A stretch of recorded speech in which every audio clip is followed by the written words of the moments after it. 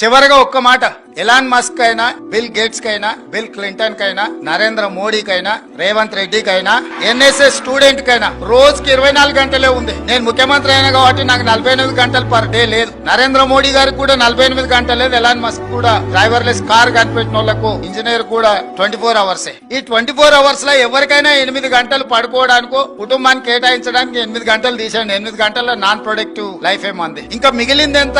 16 hours. ఈ 16 గంటల్ని ఏ vertical కింద మీ life ను డిజైన్ చేస్తారో, డిఫైన్ చేస్తారో, ఫోకస్ చేస్తారో, ఆ 16 గంటలలో మీరు చేసే పనిని బట్టి మీరు ఒబామా కావచ్చు, మీరు బిల్ గేట్స్ కావచ్చు, బిల్ క్లింటన్ కావచ్చు, నరేంద్ర మోడీ కావచ్చు, రేవంత్ రెడ్డి కావచ్చు, లేకపోతే జితేందర్ శ్రీనివాస్ రెడ్డి కావచ్చు.